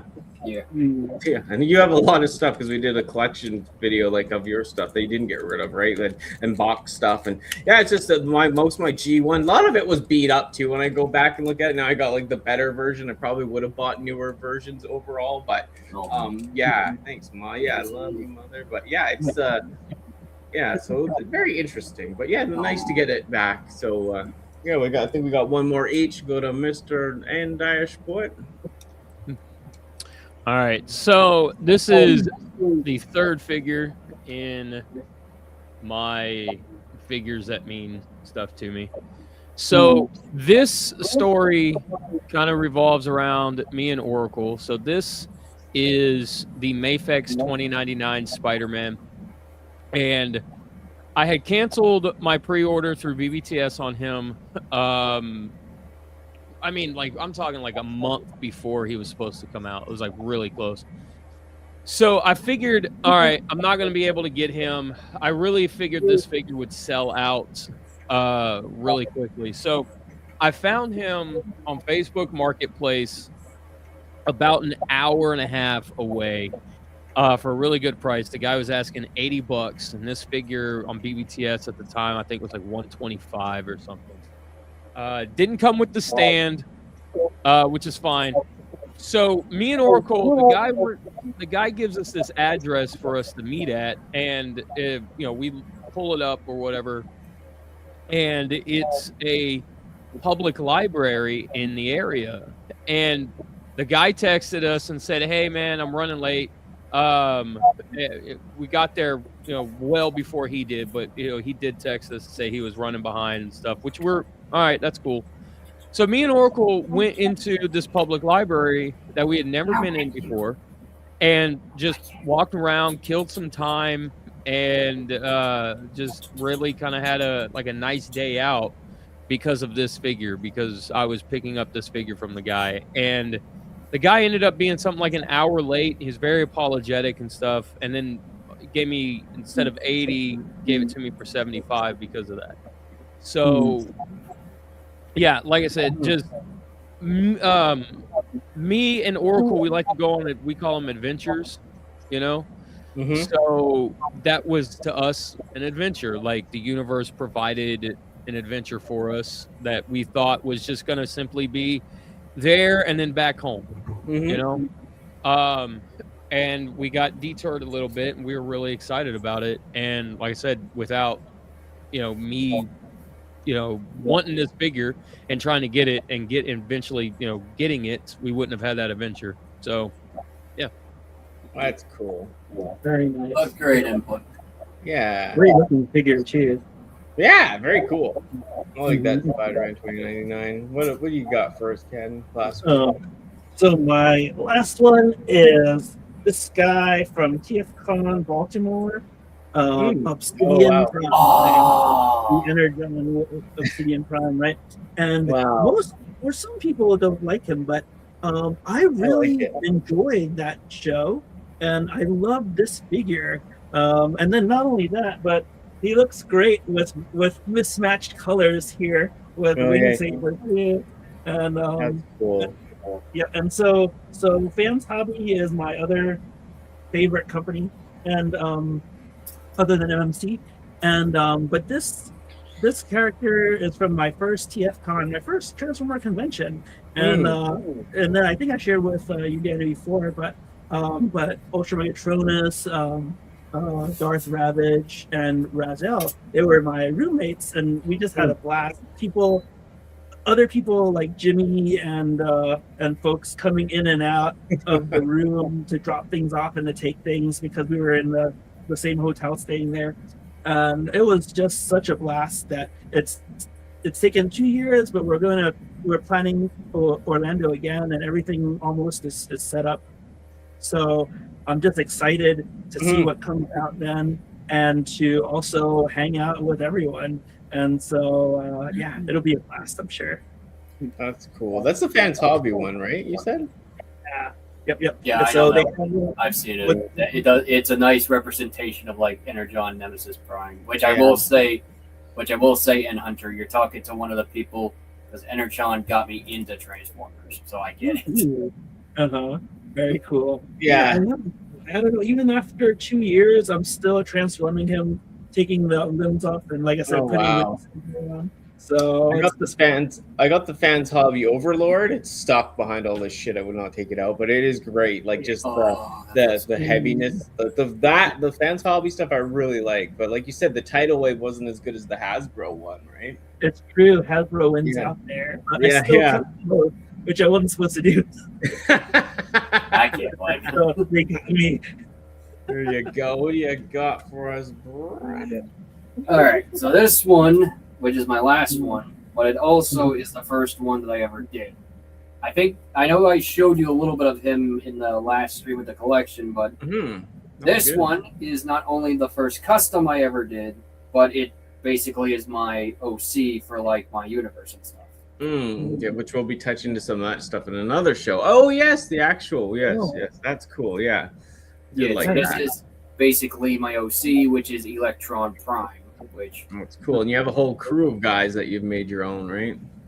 Sort of. Some of them are like official guys. Some of them I kind of just repurposed into my own characters. So that's cool. How long have you had your own character thing for OC? Like, how long has that been again? It first came around in like 2000, like towards the end of 2017, because it was kind of a reboot from another one where I was kind of taking I was kind of putting Transformers in the Percy Jackson, and yeah, there were a couple of hiccups with that one. So yeah, so I kind of rebooted the universe a bit, and obviously, this is what I came up with. That's cool. Yeah, it's different.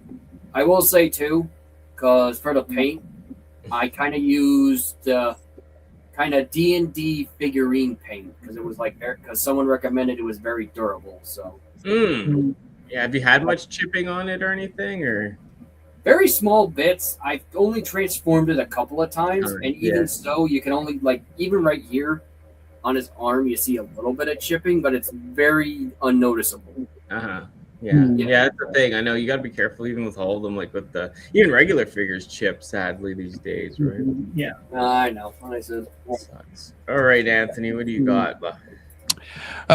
So I collect primarily two things, one of which is going to end at the end of this year. So Transformers, Ninja Turtles. Now, Ninja Turtles is pretty much Playmates. So when they lose the license at the end of this year, I don't know where Mattel's going to go with them, but I'm pretty sure I'm done with Ninja Turtles. Unless they keep the scale and the more or less the design logic, I just don't think I'm going to continue with Ninja Turtles. Because I feel like for them to succeed with Ninja Turtles, they would have to kind of mesh it into the lines of how they do Transformers, not Transformers. There are other action figure lines. I'm just not quite sure where they would go because they do the wrestlers, right? So my worry is that they're going to come up with one mold and just over and over again, everybody has the same veiny arms and legs, and they just change the torso a little bit. So, I don't know what to expect with Mattel, but Playmates isn't dead. They got the Power Rangers line instead. I mean, the Power Rangers are okay from what I've seen so far. But are you getting those turtles?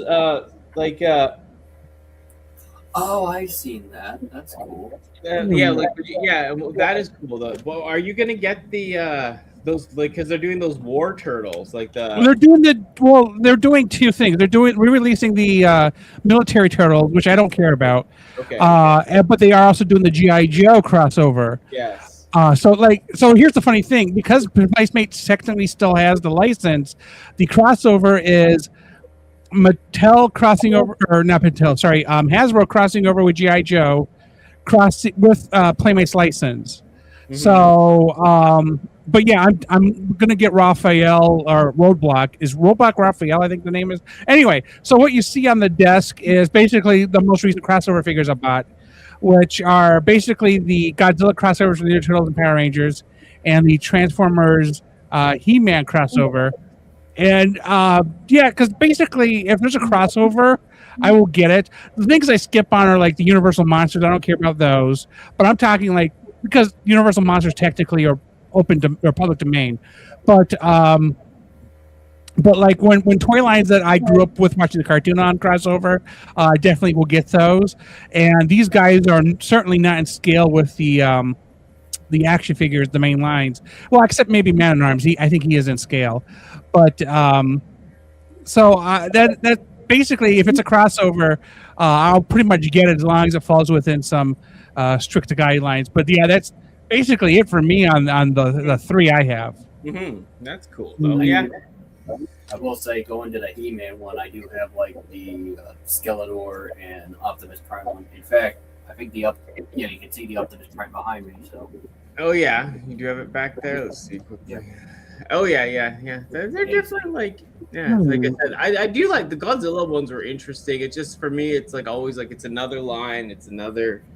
Yeah, you're not quite connected. Yeah, I just want to show this one. I did get this after I went on the toy shows. I got it for my birthday recently. Nice for me, but it just means a lot. Not even because of how weird it is or rare. I don't even know if it might be even that. I don't know. I think it is the original version because it's so loose. But the thing about it, like I said, I got it when I went to started going to those Vancouver comic and toy shows, and I got it because it usually falls on the April 7th and April 10th is my birthday. So when I got home, I got this for my birthday, and it was one of the first times I went on that trip and got out with people again and started filming and getting my YouTube stuff going again. And it just means a lot because it was such a fun trip, and you know what I mean, meeting all the people and looking at all the toys. And in Canada, we don't have as many options, especially on the West Coast. to go to like TFCon, to go to all these retro shows and flea markets. We really don't have a lot. So every year when we go to this one in April and October, usually maybe September this year, that always means a lot to go see all the people. And this was a cool guy to get back on my birthday. And yeah, like I said, it just means a lot, That does look nice, Danny. Yeah, it's a cool toy. I love my G1, love my vintage, and yeah, like I said, it just means a lot. Like that trip and that birthday that year, and you know what I mean. Just getting back into the swing of it all. So, very emotional stream today, guys. But thank you. Yeah, that was great. Let's go into that stuff. Yeah. Very cool. Yeah. Sorry. Actually, I will say I do have one more figure I found. Yeah, if you gotta show something, all good. You were in here earlier, so. Hold on. What's Anthony saying? Oh, did I miss that Anthony story? Yeah.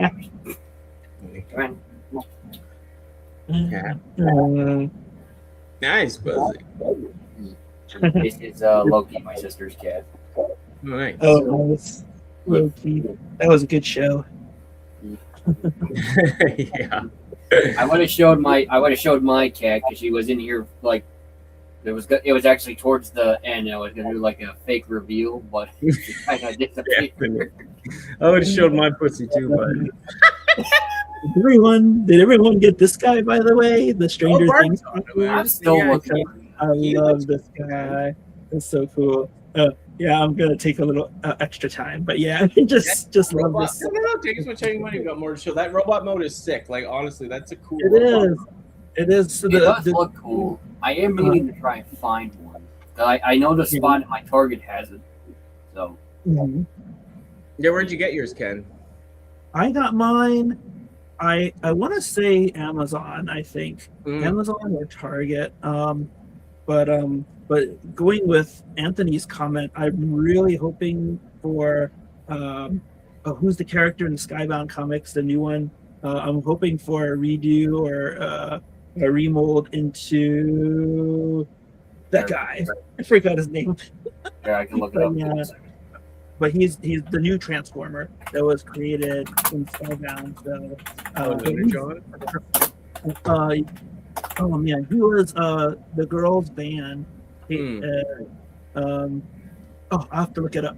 I'll come back and tell you. Brett might be on it, but yeah, I'm looking it up right now. Oh, good, thanks.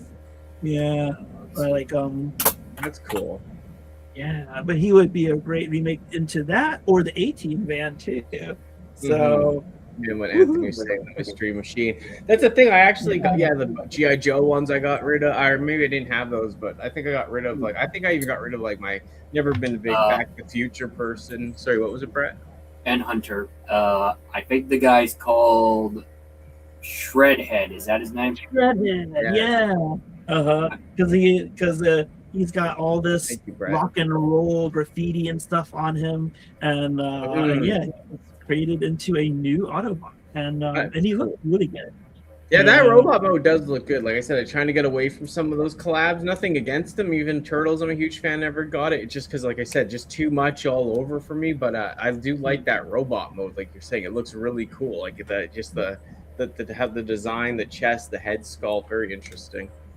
Yeah, blame on that one. Yeah, it's awesome.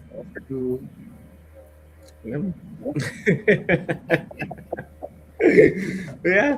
What else? What have you guys been up to also lately? Anything else planned for your channel, Ken, lately, or what? Or oh yeah, go. Yeah. I'll go. Okay. Well, I know for me, as I said, I'm still working on getting. I have been thinking about getting back into some game streaming, stuff like that. So, on Twitch. Something like Twitch, but more of moving it over to YouTube, kind of like a backup thing. I kind of use Twitch as more of like a recording thing, not really streaming. You know what? I don't know if how much experience you've had on it, but I gotta say, when they stopped allowing us to upload video onto Twitch, that really made me pissed off because I like to record. And then, like you said, upload to there and then upload to YouTube. Yes. Now you have to stream. So I haven't gotten enough gaming either. To be fair, it's been a while since I streamed from Twitch, so I got to take a look at it. But like I said, worst comes to worst, I can always figure it out. Yeah, I used to be insane on Twitch. Like I said, it was before YouTube got. I still always did YouTube, but it wasn't in the Transformers thing, and I was streaming like 14 hours a day, like GTA all day, like all these heists, all these people. It was a huge group of people, but just yeah, kind of went sideways too, because a lot of, like, at the time, I'm talking like 8 years ago now, right? And the way I was living, and there's so much abuse online, and I didn't care what people were saying to me. You cannot offend me, but it was just the constant attack, like people trying to get your like IP to crash your stream, and just how the level people would go to. And I'm really laid back, you know. I wasn't promoting, like, not to get political and stuff, but I wasn't promoting too much stuff. I was just trying to be myself and have fun and run missions and get money, baby. But yeah, it was like, it's people are coming at me, dog, and I was like, what the hell, right? But it was just like, it's crazy. But things have been lightened up overall, I'd say, in the last few years, which is nice. Like I said, not to force any of it, but just to relax and have fun. That's why I've always loved Transformers community. Everyone seems, you know, no matter what, people, tons of autistic people. I know I work with autistic. I might be autistic. Like, it's like, and all sorts of people come together, you know, the Transformers, like, you know, so it's always fun, you know. Yeah. Also, I want to ask, because I said first time meeting you, nice to meet you. Are you the same input that worked with Ultra Marcus? Oh yeah, yeah, Martin or Marcus, right? Yeah, he is. Yeah, he was with Marcus. Oh, that's cool. Yeah, whatever happened to him? He fell off the side of the earth, eh? Yeah, I mean, I really don't know what happened to him. Input reached out multiple times. I have too. Oh, he disappeared? He just, like, no one can get a hold of him. Well, I know I'm not trying to, you know, spread anybody's business out there, but you know, it's on his Instagram. So I think he got married and then, you know, started living his life. Yes. Me and Anthony talked about that too last time. A lot of the stuff, like with the, you know, before, that was a little before COVID and after, and everyone was just, they were stuck inside and everyone was just doing it to the max. And then a lot of those people did jet off and do their own thing, which is fine. Like, real life caught up, right? But we did see a huge level of, you know, everyone here. And then, you know, it's not that they didn't really have the passion for it, but, you know, they got kids, they got family, they got life, you know, wives and everything. Like, people are taking, I mean, Ken does it all, but I mean, some people, like, you know, they got to do so much, right? Like, right. Yeah. It's all about adapting. It's like when I got my first kid, I scrolled up. But then when I got my second kid, I switched to 1 minute shorts, and then YouTube allowed us to do 3 minute shorts.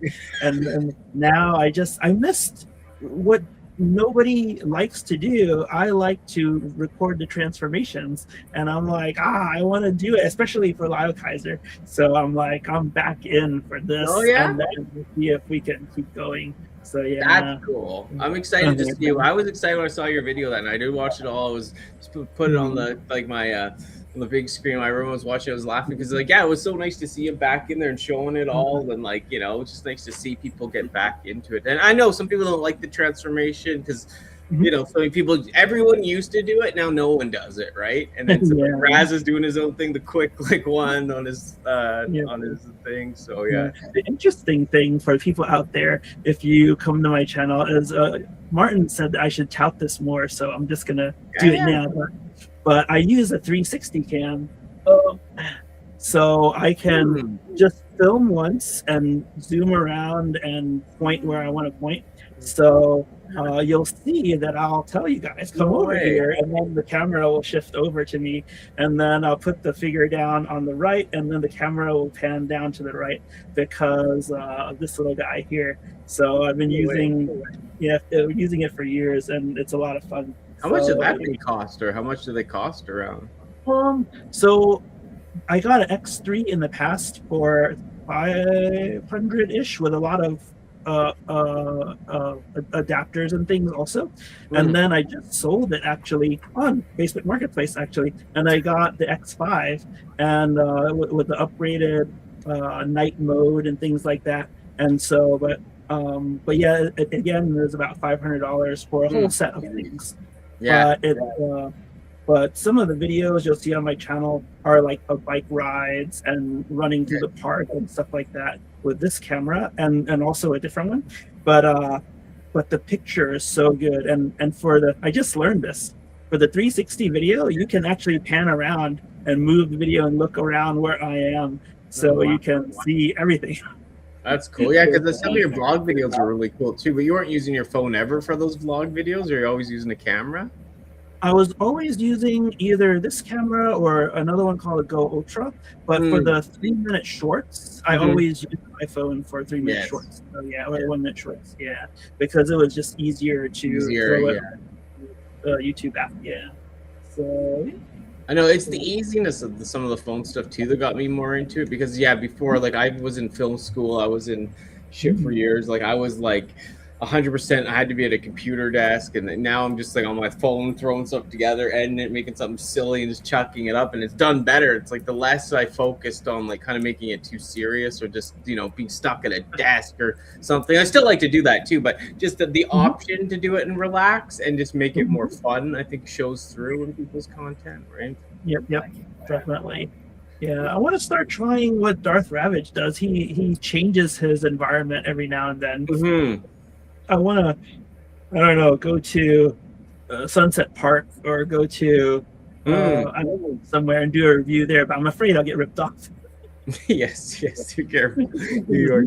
I know, I've done stuff too, dancing with the figure out, because I used to live in an apartment. Right now I'm in the townhome, so I'm outside in the front yard and dancing with the figure and bars like at the fucking house. He's like, you're odd enough already, so in the house. But no, I know. It's just, like you said, it's nice to switch it up and do different things. And then the thing is, too, like, I found out doing shorts this long and some other stuff was really working for me. Even if it's working really well, sometimes I still slow down, though, because, I don't know, it's like the repetition of it, not the burnout, but just like, I don't know, I still want to, even if something doesn't work, I'd still like to kind of hold back and do it again, just to, you know what I mean? Because if it's the same thing over and over and over, even if it's working to me, I just get bored with it, you know? Yeah, so, that's true. Yeah. Gotta experiment. Yes, yeah. And I know Bright, because you were doing your buddy, like, is he doing any more of those stop motions, or? At least he's still got a couple that he's working on right. Yes. He's still got a couple he's working on right now. So I'm hoping to I'm hoping he's gonna post some soon. So yeah, it was fun to watch that one we watched, and like I said, we might go through some of them. And like he was younger, and you could see the talent, like definitely in the future, like where it's going. But the rawness of it was making me laugh. Can't blame me. Pretty intense, the language, but it was done it wasn't done like just to be shock value or done like overly to that, but it was shocking but funny. Like it was still in that like mode, right? So.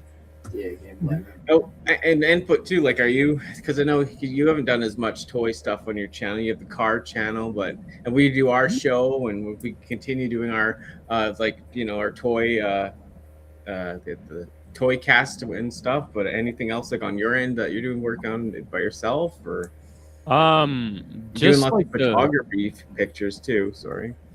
I might start posting the toy photography to I think you should. The community post on the channel.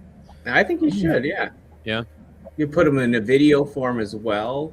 I mean, you're highly talented with the stop motion yourself, but I know you kind of got away from some of that because of the cost, right? Well, it was kind of the cost. It was kind of the time. To do 10 seconds of animation is like an hour to 2 hours, depending on what you're trying to accomplish or whatever, and then God forbid one of your backgrounds falls over or your figure falls or whatever, it's just like, yes. And when I do stop motion, I use Dragon Frame. So that helps, that helps quite a bit, but even still, it's a bit of a pain in the ass because for me, my mind goes to, okay, Galvatron fell over, the stand broke or whatever. So do I change the angle of this shot, or do I try to keep it that same angle or whatever? And then most of the time I'm like, okay, I'll just change the angle. And then that tells me now I got to change the camera. Now I got to change where it's set up. Now I got to change my lighting. Now I got to, all this other stuff kind of goes with that. So, I do still do stop motion. I don't post it. I do different things like test animations and stuff like that. I've been doing these redubs, like Cal Dodd redubs, Hugh Jackman Wolverine stuff. Cal Dodd was the voice for Wolverine in the 90s X-Men cartoon. He also played Slappy in the Goosebumps TV show. That's a talking dummy doll, whatever. And so I've been kind of having fun with that. I've been sending, funny thing, I've been sending Raz some of my toy photography as well. And I did one with Daredevil and Batman. And he got real excited. He's like, "Oh, dude, is that a new stop motion project?" And I didn't really think about it. And I was like, you know what? Maybe it might be. Yeah, when you send me them too, that was always the first thing when you send me the picture. That's what I thought it was too. Yeah. Like, oh no, it's a new stop motion and incoming, right? Yeah. I mean, I know you guys have been waiting for the second episode of that Batman thing. Yes. That Batman versus Terminator thing. So, I've always got the scripts written out for stuff. It's just a matter of time and money. And that's the other thing, like you touched on in terms of money, how expensive it gets. If, a background, that Batman stop motion cost me about $200 to make, right? Yes.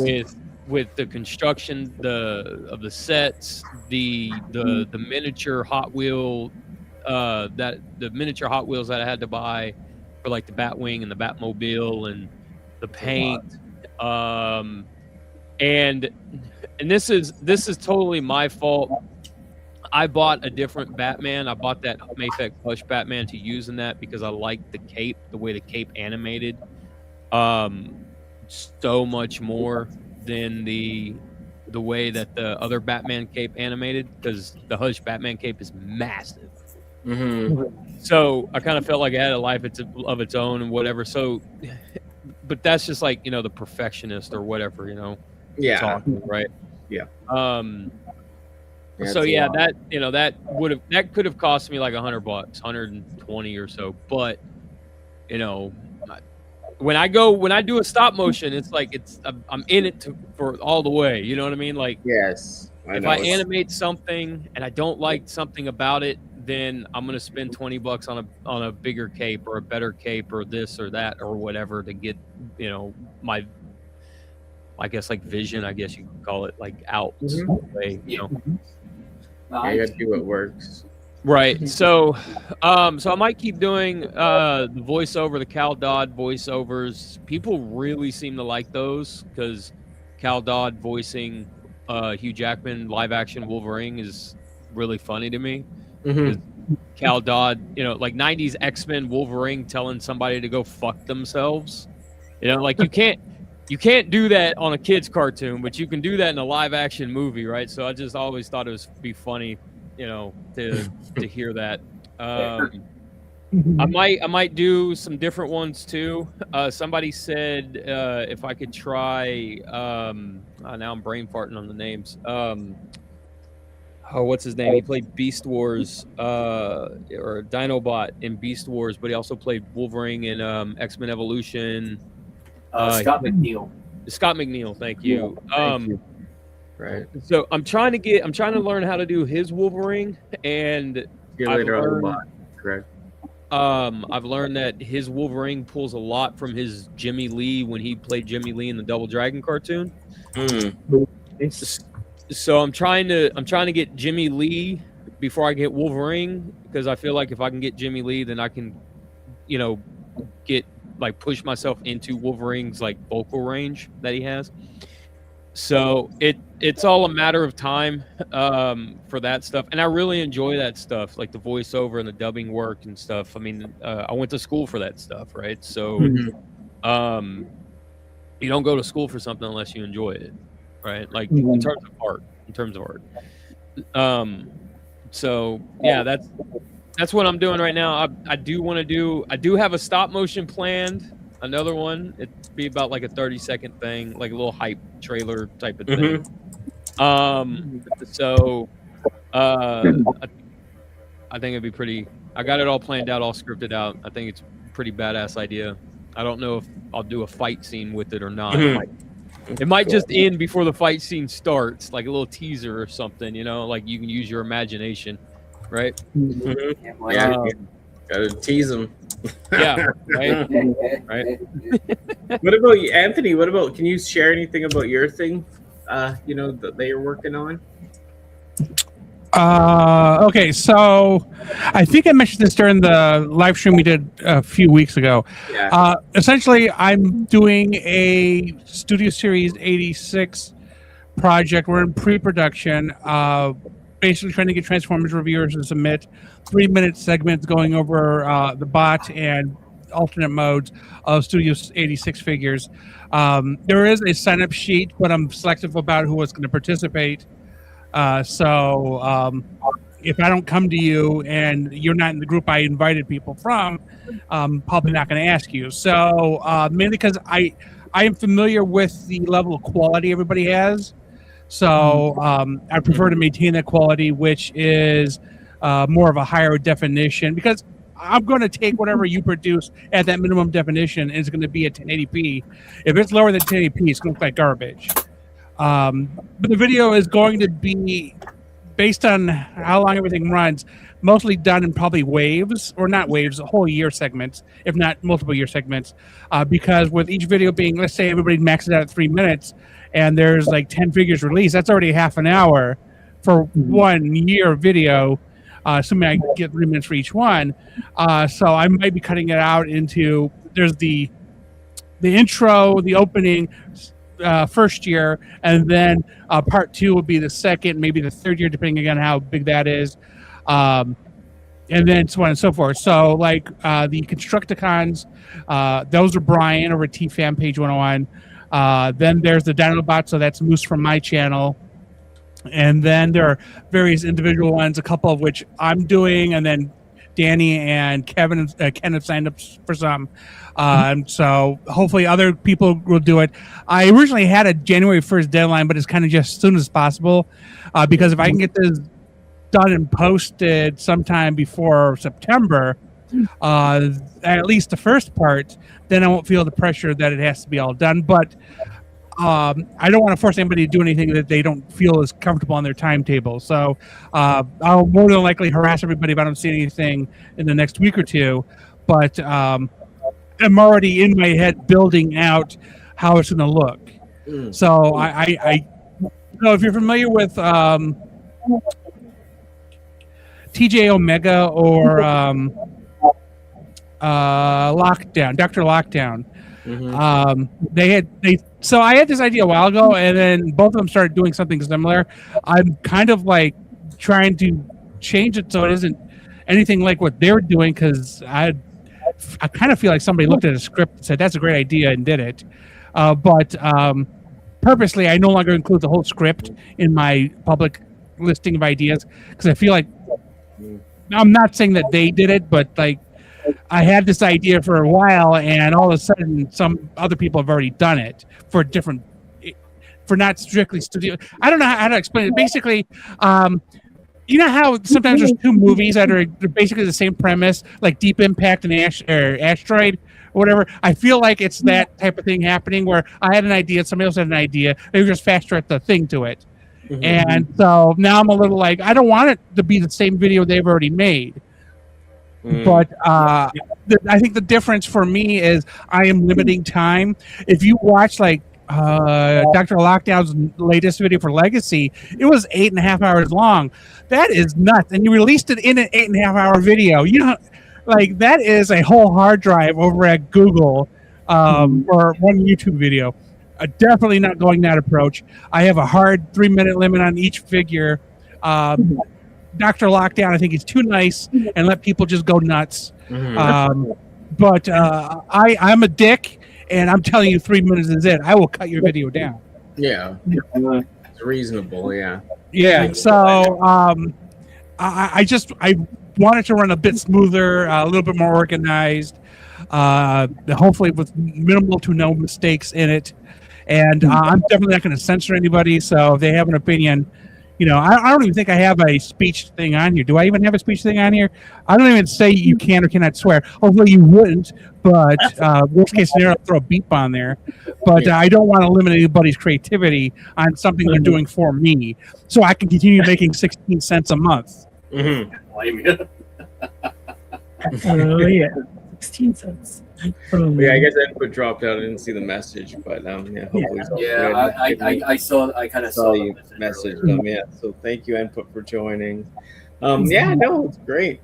It was a great stream so far. Like I said, I'd probably cut it a little sooner, but yeah, thank you. Like, it was so fun, everyone. It was great outcome. Yeah, it was great in the chat. It was great in here. Thanks. Everyone's story was good. Like I said, I like to keep them like, you know, I mean, it's nice to have a little bit of formality, like we were doing the stuff earlier, just so everyone can talk and we can go through it. And then, like, you know what I mean? There's always the moments of like, now everyone can just kind of be free. So I like to kind of mix it up with that, you know? But yeah, it's awesome. Great to meet you, Brett. Yeah, it's good, Brett. Me and Brett working on another show, probably on Monday, maybe, and then hopefully, and then yeah, because we're gonna dive into some of his OC stuff, and then yeah, I've got all the other shows too, like I said. So if we ever do like a big, I'll probably do it for the Cybercast one. But if we ever do another big, like, you know what I mean, a big reveal with Hasbro where they show all the next year's figures, I'd love to have like a bunch of people on there, because now I've had all three of you guys on once. We've already had the interview, so it'd be nice to kind of, if they do another big reveal, go through everything with a bunch of people, at least like 4 or 5 again. So no, I definitely would. And I said I definitely would, if depending on my work schedule. Well, of course, yeah, when people can make it. I know you have the Mondays off, so we could always plan it around that too and stuff. But yeah, thank you for everyone joining in chat, and you guys joining me today was so fun. And yeah, I don't know if you go around, tell us where to find you, and you got anything else to say, or whoever wants to. Well, you can find me on OnlyFans, of course. I'm up to almost everything you want. Just letting you know that I get tired real easily, so it'll probably end before the exciting part. No, seriously though, Haslage.net, everything. H&E Toys on YouTube, haslage.net, haslage.net is the website where everything is linked to, so I don't have to spew out a bunch of social media crap. Yeah, so I stole being first because I just wanted to get it done, because I want to chat with these people after we're done. Yes, we will. We'll have a little chat after. We won't. Don't worry. That's why I was trying to end it now, because, like I said, almost 2-hour mark, and like I said, most people said they're going to bed, and it was fun. It was good for Thursday, I think. You can. You want to go, Ken? But thank you so much, Ken. Sure. It's always a pleasure when I get to hang out. Yeah. I shall thank my mom for taking care of the kids while I was here. Yay, thank you, moms. So yeah, but yeah, and NY Impressions. You can find me here on YouTube. You can find me on Blue Sky, on Facebook, Twitch, which I said I'll make some more videos soon, hopefully, or stream some more because they force you to, and X as well. I went back on X, but just find me, comment, follow all these other people. They are so cool. And my tagline and for everyone is collect what inspires you, because the best collections, they tell your story. This is my story. Sweet. Awesome. Thank you, moms. I'll go next because Brett usually has the outro. So, but I'll like I said, thank you everyone in chat. Thank you guys for joining me. It's always fun. You know, I said hang out with Ken, who I met from Ultra Megatronus' stream. Input I've known for years. H and Anthony I've known because he always did my taxes. I've known him for years. So thank you, Anthony. Wait, Canada has taxes? I thought I was just doing money laundering. Thank you, Anthony. Yeah, and Brett's new, so nice to meet Brett. Like, he's been awesome, and we've had some really good showings to our stream too, and on the other Cybercast, so it's been fun. But yeah, we'll be doing our own thing too, so watch out for that. And yeah, just thank you for everyone joining me. It's so fun, shared the good memories. Thank you, Mom, and thank you, moms everywhere and families. Yeah. Thank you. Yep. Yeah, you bring us out of here, Brett. You tag your stuff and stick around after everyone. Sorry, because we'll chat for a moment after the end. Yeah, so as the others have said, usually I'm on YouTube, sometimes Twitch, but if you want to talk to me, I usually have like mostly X, mostly Blue Sky, Discord, so you can follow me there. And as I usually say, there's always more to reality than meets the eye. We believe that. Take care, everyone. Have a good night. Thanks for watching. Now it's time to go. We'll catch you next time on another show. Danny and friends are waving goodbye. Keep that cyber charm. Reaching up high. We're more than collectors, we're more than a crew. We're one happy family, And that means you too. until next time, we'll see you again. Keep collecting, my friends. Danny